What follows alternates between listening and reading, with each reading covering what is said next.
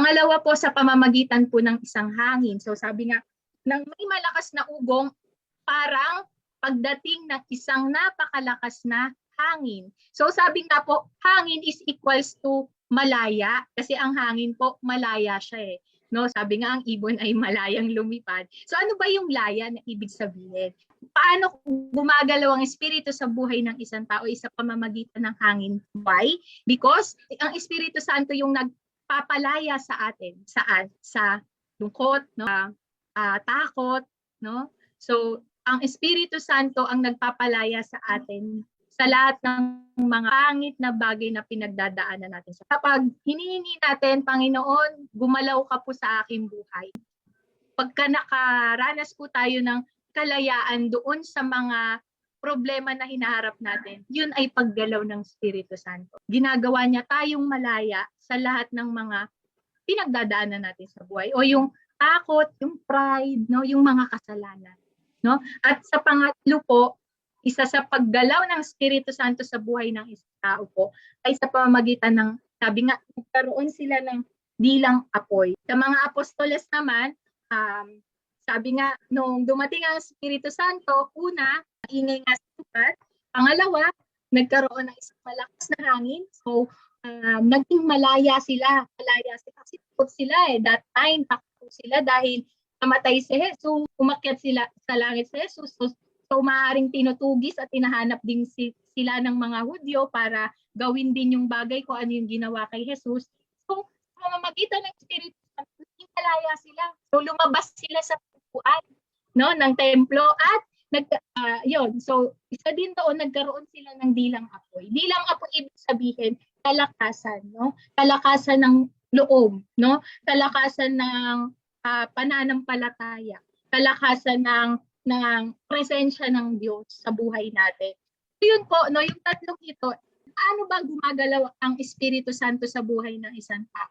So isa pong Bible text na ito, isipin natin paano gumalaw ang Espiritu Santo noong panahon ng Pentecostes sa pamamagitan po ng isang ingay, no, na nagbibigay sa atin ng isang alarm o warning, no? Pangalawa po ay sa pamamagitan ng hangin na malaya. Binibigyan tayo ng kalayaan sa takot, binibigyan tayo ng kalayaan sa kalungkutan, no? Kasalanan. So ibig sabihin ay kalakasan, no? Power, kalakasan ng looban ng Espiritu upang makapagpahayag ng salita ng Diyos.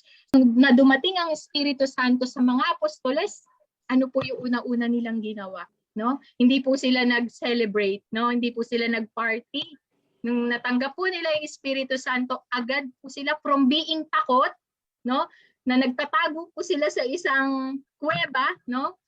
Lumabas sila, naging malaya sila at nagkaroon sila ng lakas ng Espiritu Santo upang makapagpayag sila ng salita ng Diyos.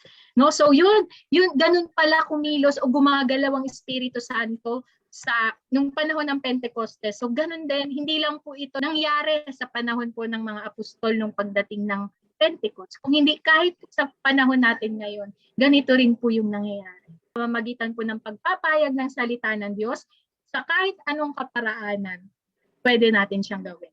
Nagkaroon nga po, no, dating po ng Espiritu Santo sa panahon ng Pentecostes po. So nagkaroon nga ng sinasabing the beginning of new era, no? New era.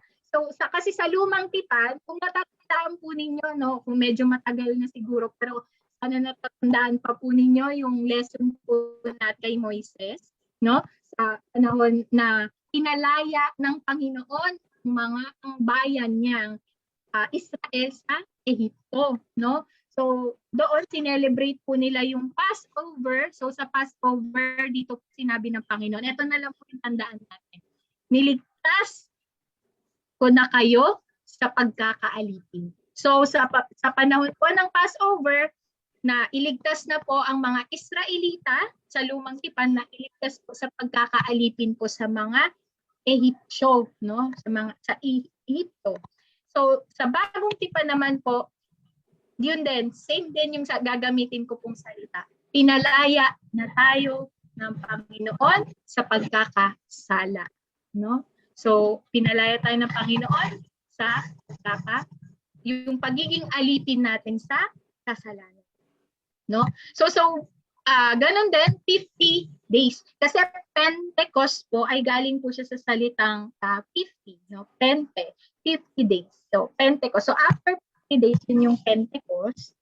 So yun, sa 50 days lumangkipan po, sabi nga ito ay panahon po ng paghihintay, no? Ito yung nila, parang naghihintay sila. And within 50 days, sa panahon po ng lumang tipan, ang mga Israelita po, paano po sila namuhay, no? After po nilang lumabas sa Ehipto. So, yung ilan sa kanila, 'di ba, nagrereklamo na nga yung mga Israelita.